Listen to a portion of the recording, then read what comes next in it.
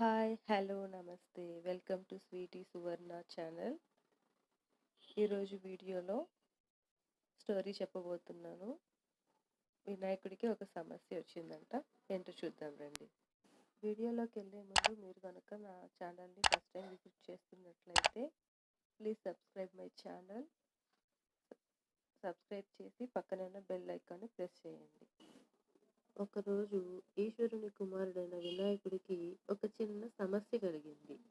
అది ఏంటి అంటే, తన పొట్ట లావుగా అవుతూ ఉండడం వలన బరువెక్కి చివరకు బొజ్జ కూడా ఏర్పడింది. ఆ కారణంగా కాస్త ఆయాసంతో బాధపడసాగాడు. గణపతి తన సమస్య సంగతిని తన తండ్రి ఈశ్వరుడితో విన్నవించాడు. అందుకు ఈశ్వరుడు, గణపతి కుమారా, నీవు ఉండ్రాళ్లను, కుడుములను ఎక్కువగా తినకుండా మితంగా భుజిస్తూ ఉండు, నీ సమస్య తీరుతుంది అన్నాడు. అందుకు గణపతి, నాకు అవంటే చాలా ఇష్టం కదా, అవి తినడం ఎలా మానేది అన్నాడు. అయితే రోజు రోజుకి బరువు పెరిగి ఇలాగే నువ్వు బాధపడుతూ ఉండు అని శంకరుడు ఊరుకున్నాడు. అక్కడే ఉండి వారి సంభాషణ అంతా విన్న ఎలుక, స్వామి, నేను ఒక ఉపాయం చెబుతాను, మీ సమస్యకు పరిష్కారం కలుగుతుంది అన్నది. అందుకు గణపతి ఆత్రంగా, ఎలుక వాహనమా, నీ పరిష్కారం చెప్పు అన్నాడు. ఎలుక, ఇప్పట్లో ఎవరికైనా నడక అవసరం అంటున్నారు భూలోకంలో డాక్టర్లు. ప్రజలు ప్రతిదినం 3 కిలోమీటర్ల దూరం నడుస్తూ ఉంటే ఏ రోగాలైనా పోతాయంట. మరి మీరు కూడా వాకింగ్ చేయండి అన్నది. నీవు చెప్పింది బాగానే ఉంది, రేపటి నుండి వాకింగ్ చేస్తాను, అయితే నాతో పాటు నువ్వు కూడా రావాలి సుమా అన్నాడు గణపతి. అందుకు ఎలుక, సరే అని, ఈ బరువైన శరీరాన్ని నేను రోజు మోయలేక చేస్తున్నాను, మరి నేనెంత బాధపడాలో నీవే ఆలోచించు అన్నది. అవును, నీకు కూడా బరువు బాధ తగ్గుతుందిలే అన్నాడు గణపతి.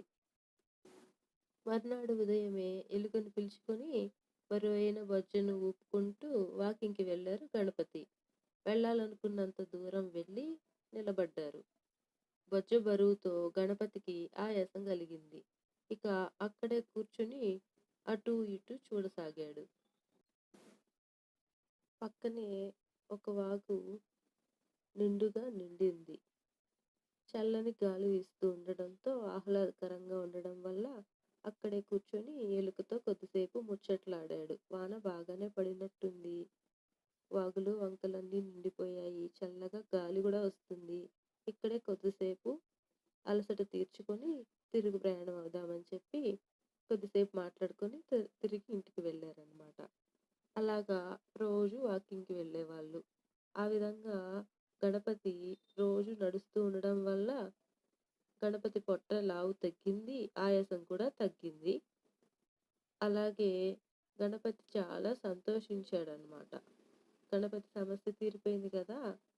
అలాగే ఎలుకకి ఇంత బరువు మోయాల్సిన అవసరం తగ్గిపోవడం వల్ల ఎలుకకి ఇంకా చాలా సంతోషం వేసిందనమాట.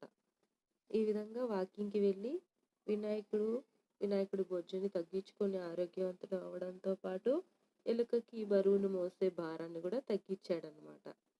కాబట్టి మనం కూడా రోజు 3 కిలోమీటర్లు వాకింగ్ చేస్తే మన ఆరోగ్యం కూడా మెరుగుపడుతుంది. థ్యాంక్ యూ ఫర్ వాచింగ్ అండి. Please subscribe my channel for more videos.